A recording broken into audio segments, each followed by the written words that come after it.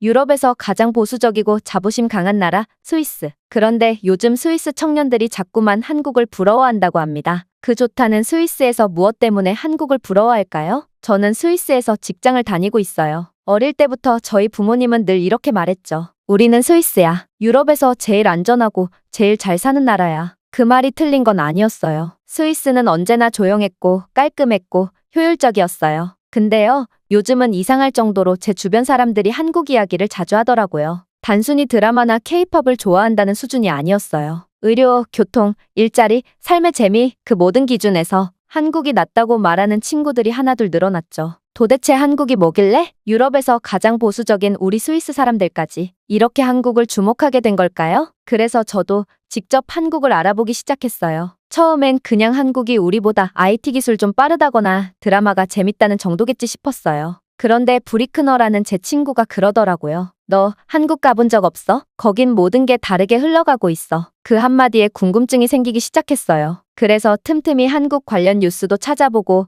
학교 포럼에서 한국에서 교환학생 다녀온 친구들한테 이야기를 들었죠. 그중 한 친구가 이런 말을 했어요. 한국은 빠른 게 문제가 아니라 빠른데 실수가 적어. 그게 진짜 대단한 거야. 조금 앞뒤가 안 맞는 이야기에 대체 무슨 말인가 했어요. 빠른데 정확하다고? 빠른데 실수가 적다고? 그게 무슨 소리인가? 가능한 건가 싶었죠. 왜냐면 스위스는 늘 느릿하지만 정확함을 자랑해왔거든요. 그런데 한국은 빠르고 정확하고 게다가 비용까지 합리적이라니 뭔가 우리가 당연하게 믿고 있던 기준이 흔들리는 기분이었어요. 특히 요즘 세대, 그러니까 저보다 10년 위의 연령대 세대까지도 한국을 아마 더 좋아할 거라는 이야기? 그게 한국에 다녀온 사람들에 의해서 들리고는 했어요. 이유는 나름대로 근거가 있었고 저는 그런 이야기를 듣고 무작정 스위스가 모든 분야에서 전 세계 최상위에 위치해 있다고 생각하지 않게 되었죠. 제일 친한 친구 로체가 한국에 다녀오면서 제 안에 있던 기준들도 조금씩 흔들리기 시작했어요. 저는 사실 대학 졸업하자마자 바로 취직했거든요. 스위스에서 직장을 구했다는 건 곧 안정된 삶을 시작했다는 의미였고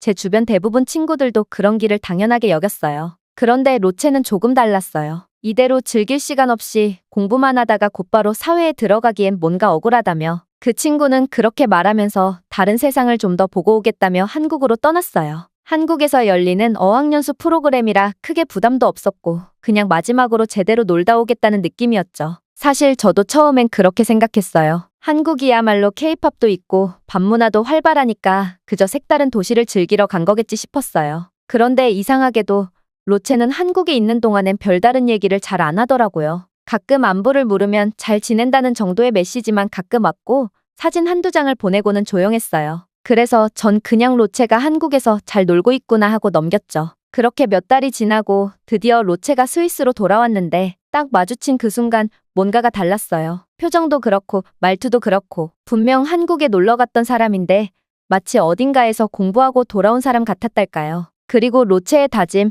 한국에서 대학원 다녀오고 싶어. 처음엔 농담인 줄 알았어요. 아무리 그래도 스위스를 두고 왜 한국에서 대학원을? 하지만 로체는 진지했어요. 한국에서 수업도 들어봤고 학교도 직접 가봤는데 교육 수준이 기대 이상이었다고 하더라고요. 무엇보다 한국이라는 나라를 제대로 배워보고 싶은 열기가 있다고 했어요. 한국은 학생들이 실제로 성장하고 있다는 감각을 느낄 수 있는 나라라고 그렇게 말하는 로체의 표정이 아직도 기억나요. 스위스는 늘 완벽하지만 이미 정해진 레일 같다고. 그에 비해 한국은 조금 낯설어서 힘들어도 내가 직접 뭔가를 해내고 있다는 자신감이 생긴다고요. 이게 무슨 소리인가 싶었지만 그날 이후부터 저도 한국이라는 나라를 처음으로 진지하게 알아봐야겠다는 생각이 들었던 것 같았죠. 로체가 다녀온 건 단지 여행이 아니었던 거예요. 그건 그 친구 인생의 방향을 바꿔놓은 전환점이었어요. 그리고 저는 그런 전환점이 된 나라를 무시할 수 없겠다는 생각이 들었어요. 아니나 다를까 한국이라는 나라는 여러 가지 좋은 점이 정말 많더라고요. 제가 본격적으로 한국을 알아보기 시작하면서 가장 먼저 든 생각은 스위스처럼 잘 사는 나라도 과연 더 나은 삶을 보장해주는 걸까라는 의문이었어요. 스위스는 소득 수준이 높기로 유명하잖아요. 많은 유럽인들이 스위스에서 일하면 부자 된다고 말할 정도로요. 근데요, 그 높은 소득만큼이나 생활비도 어마어마하게 비싸요. 도시에서 1인 가구로 사는 것만 해도 보통 월세가 1,500프랑이 훌쩍 넘고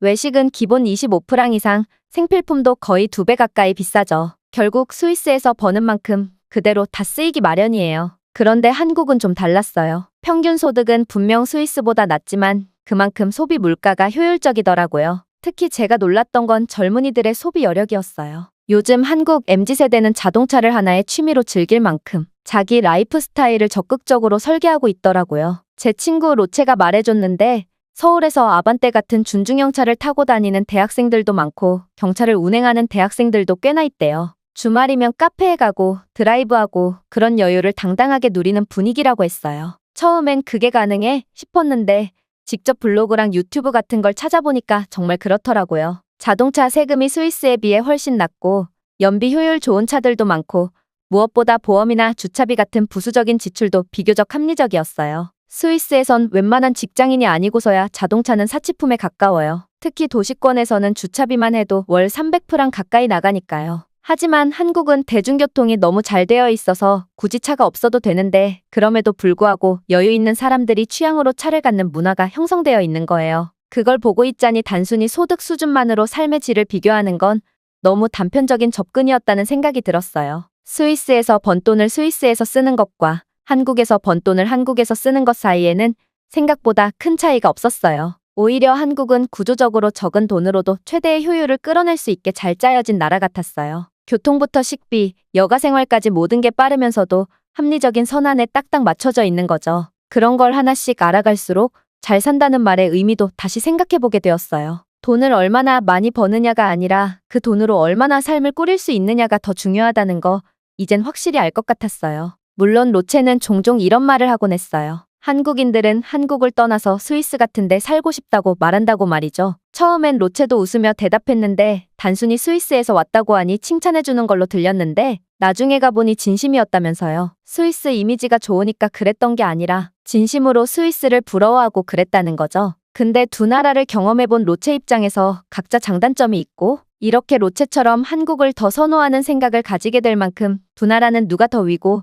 누가 더 아래고 그런 게 없지 않나 싶은 생각도 들었다고 했죠. 아무튼 한 가지 아쉬운 건 한국인들이 스스로의 나라를 조금 낮춰서 생각한다는 게 좀 아쉬웠다고 했죠. 그걸 보면서 로체는 확실히 느꼈다고 했어요. 한국 사람들은 자신들의 사회를 냉소적으로 바라보는 습관이 있다고요. 그게 오히려 외국인인 자신보다 한국의 좋은 점을 더 못 보게 만든다고요. 한국은 시스템적으로 꽤 잘 설계된 나라지만 문제는 한국 사람들만 그걸 잘 모른다는 역설적인 상황인 거죠. 밖에서 봤을 때 보이는 장점들이 정작 안에 있는 사람들 눈에는 당연하거나 불편함으로만 느껴진다는 것. 이건 어쩌면 모든 선진국이 겪는 공통된 현상일지도 모르겠다고 생각했어요. 하지만 그만큼 한국은 이제 외부에서 이상적인 모델로 평가받고 있다는 증거일지도 모른다고 생각이 들었어요. 한국의 장점이 거기서 끝나진 않았어요. 솔직히 스위스 사람으로서 저도 우리 의료 시스템에 대한 자부심이 있었거든요. 의료만큼은 스위스가 최고지. 이건 우리 집안에서 자란 사람이라면 누구나 한 번쯤 들어봤을 말이에요. 스위스는 의료 접근성이 뛰어나고 병원 환경도 쾌적하고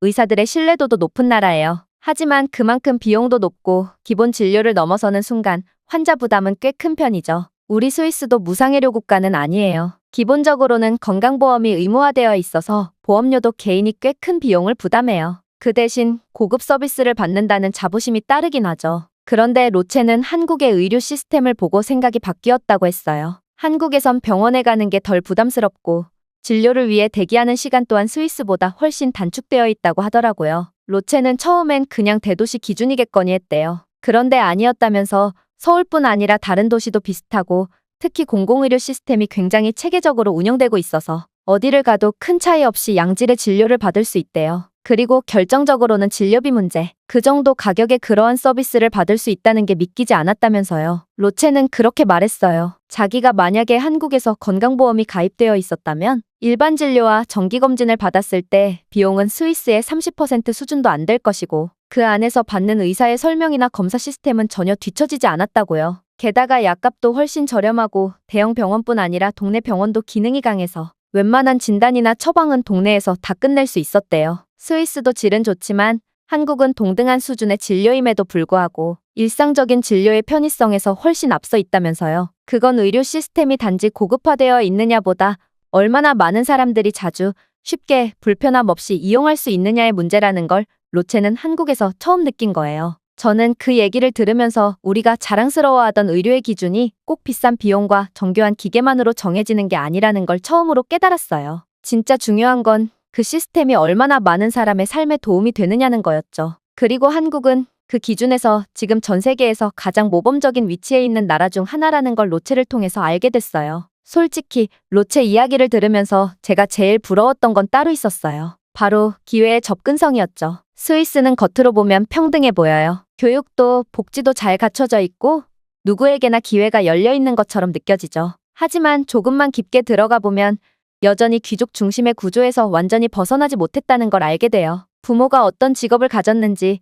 어느 지역에서 태어났는지에 따라 인생의 경로가 미묘하게 달라져요. 특히 로체처럼 지방에서 온 친구들은 좋은 인턴 자리를 얻거나 새로운 분야에 도전할 때 눈에 보이지 않는 벽을 느낀다고 말하곤 했어요. 저도 그걸 체감해봤고요. 기회는 평등하지만 출발선은 다르다는 걸 말이죠. 그런데 한국은 좀 다르다고 해요. 로체가 말하길 한국은 너무나 빠르게 움직이는 나라인 동시에 기회가 열려있는 나라라고요. 물론 한국 사회도 불평등이나 경쟁 스트레스가 있다고는 했지만 적어도 정보 접근이나 교육, 진로에 있어선 출발선이 비교적 공평한 편이라고요. 예를 들면 누구나 인터넷 강의를 듣고 누구나 자격증 공부를 하고 누구나 중고등학교를 지나 대학을 목표로 하는 문화, 어디에 살든 어떤 배경이든 본인이 의지만 있다면 도전할 수 있는 구조가 많다고 하더라고요. 그리고 그게 단지 구조의 차이만은 아니라는 게 더 인상적이었어요. 한국 사람들은 자기 사회를 굉장히 비판적으로 보는데 유럽 출신의 사람들이 보기엔 훨씬 더 평등한 부분이 있다고요. 저도 고개를 끄덕이게 됐어요. 스위스에선 좋은 네트워크에 속한 사람,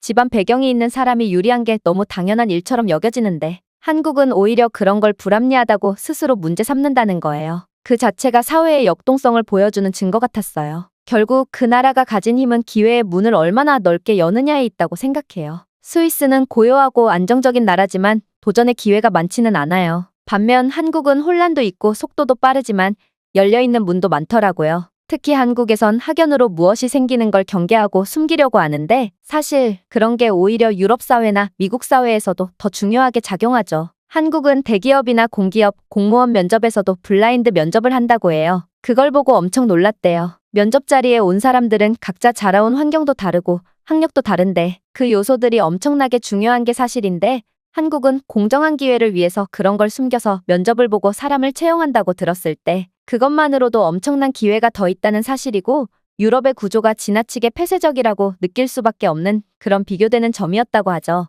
그리고 또 하나 제가 정말 크게 놀랐던 건요. 한국이라는 나라는 밤에도 살아 움직이는 사회라는 점이었어요. 스위스는 조용하고 고요한 나라예요. 저녁 6시만 넘으면 대부분의 상점이 문을 닫고 거리엔 정적이 흐르죠. 마트, 카페, 심지어 대중교통조차도 시간 제한이 분명해요. 길거리에 조명이 켜져 있어도 사람들의 발걸음은 점점 사라지고 밤이 되면 그 도시는 완전히 멈춰버리는 느낌이 들거든요. 물론 그게 나쁘다는 건 아니에요. 규칙적인 삶, 예측 가능한 구조, 조용한 환경, 그건 많은 스위스인들이 자랑스럽게 여기는 우리의 라이프 스타일이니까요. 그런데 한국은 정말 전혀 다른 리듬감을 가지고 돌아가고 있었어요. 제일 처음 이걸 실감한 건 친구 로체가 한국에 있을 때 올린 사진 때문이었어요. 밤 10시에 미용실에서 머리를 자르고 있더라고요. 처음엔 눈을 의심했어요. 설마 그 시간에? 예약 잘못된 거 아니야? 그래서 물어봤죠. 그랬더니 서울엔 늦게까지 일하는 사람들을 위해 심야 미용실, 심야 병원, 심야 헬스장까지 다 준비돼 있다고 하더라고요. 처음엔 말 그대로 충격이었어요. 왜냐면 스위스에선 저녁 8시 이후에 문을 여는 가게조차 거의 존재하지 않거든요.